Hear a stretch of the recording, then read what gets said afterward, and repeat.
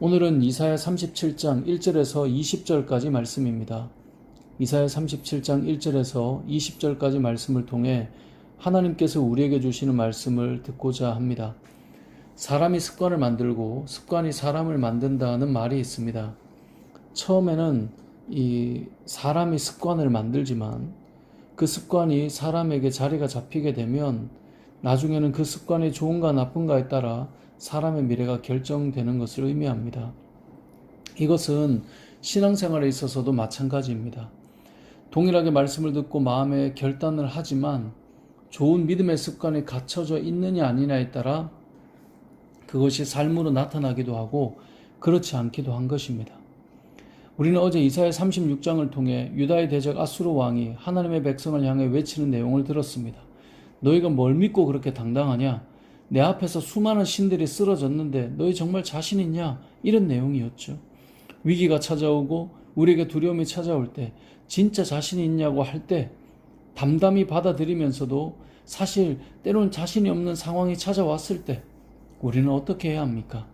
오늘 본문 1절 말씀을 읽어보겠습니다. 히스기야 왕이 듣고 자기의 옷을 찢고 굵은 베옷을 입고 여호와의 전으로 갔고. 아멘. 37장 이 전체 내용에서 가장 중요한 말씀은 바로 1절 말씀입니다. 위기가 찾아오고 강력한 대적이 눈앞에 왔을 때 히스기야가 무엇을 했는가를 볼 수 있어야 합니다. 아수르 왕 사네립이 랍사게를 통해 외쳤던 말을 전해 들은 이 히스기야 왕은 그 말을 듣고 자기 옷을 찢었습니다. 그리고 굵은 베옷을 입었습니다. 그리고 여호와의 전으로 갑니다. 옷을 찢고 굵은 베옷을 입었다는 말은 지금 상황에 대한 슬픔과 동시에 하나님 앞에 자신의 죄를 회개하는 마음입니다. 그리고 그 마음으로 하나님의 전으로 나아갑니다. 나아가서 무엇을 하겠습니까? 15절 말씀을 보면 여호와께 기도하여 이르되 라고 되어 있습니다. 그러니까 죽을 위기가 놓인 엄청 위험한 상황에 처한 이 히스기야가 했던 행동은 혹 내가 하나님 앞에 범죄한 것은 없는지를 돌아보며 회개하고요. 그의 슬픔을 하나님 앞에 드리는 겁니다. 그리고 하나님께 나아가 기도했던 것입니다. 어려움이 찾아올 때, 문제가 찾아올 때, 위기가 찾아올 때 히스기야는 여호와의 전으로 올라갔습니다. 그리고 하나님께 기도함으로 풀었습니다.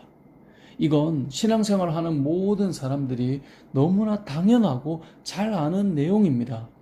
그런데 안다고 이렇게 하느냐? 그건 다른 문제입니다. 앞에서 말씀드린 것처럼 사람이 습관을 만들고 습관이 사람을 만듭니다. 이것은 신앙생활에서도 마찬가지입니다. 훈련된 사람은 문제가 왔을 때 자신을 보며 회개할 줄 알고 여호와의 전으로 올라갈 줄 압니다. 그리고 하나님 앞에서 문제를 펴놓고 기도하기 시작합니다. 하지만 오늘 말씀을 읽고 또 어려울 때 기도해야 된다는 것을 알면서도 여전히 기도하지 못하는 모습을 종종 보곤 합니다. 지금은 기도할 때인데, 지금은 하나님께서 우리를 부르고 계시는데 우리는 옛 습관을 벗어버리지 못한 채 살아가더라는 겁니다. 사랑하는 성도 여러분, 여러분들은 어떻습니까? 환난과 고통 중에 기도하는 법을 잊어버리지는 않으셨습니까? 1절 말씀처럼 히스기야 왕이 듣고 그리고 어떻게 해요? 여호와의 전으로 갔다. 이 말씀을 기억하시기 바랍니다. 여러분, 이러한 신앙의 훈련이, 이러한 신앙의 습관과 훈련이 여러분이 어려움이 찾아올 때 다시 가게 만드는 것임을 기억하시기 바랍니다. 본문에서 기억해야 할 말씀 중 또 하나를 더 본다면 2절 말씀입니다. 2절을 읽어보겠습니다. 왕궁 맡은 자 엘리야김과 서기관 셈나와 제사장 중 어른들도 굵은 베옷을 입으니라 까지요.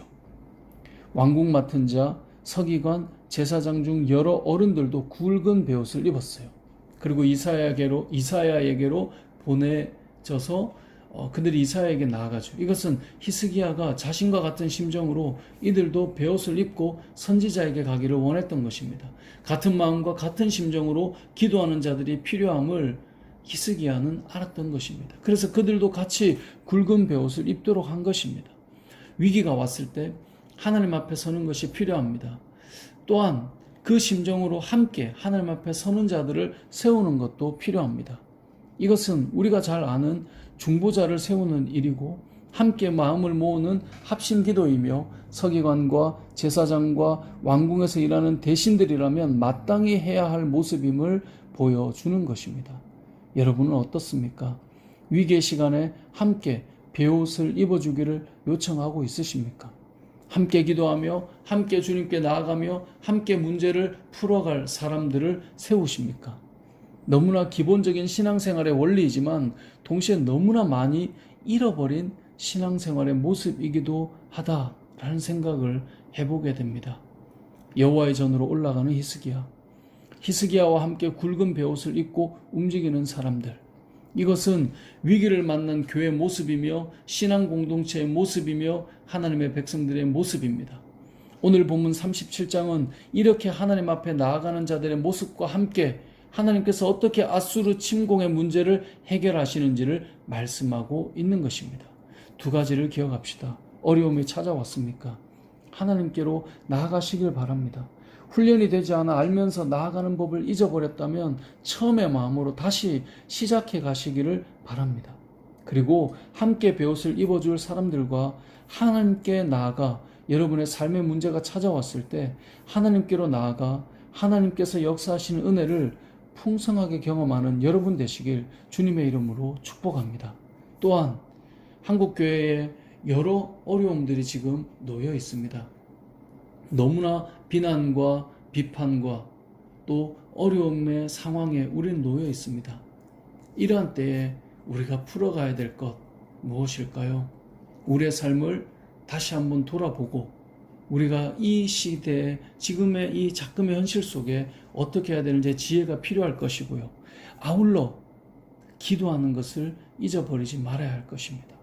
나라와 민족을 위해 이 코로나와 이 교회의 여러 어려움과 위기 속에 우리가 함께 기도하며 다시금 하나님 앞에서 이 땅의 교회와 열방에 속한 교회들을 기도로 세워가는 은혜가 있기를 주님의 이름으로 축복합니다. 아멘.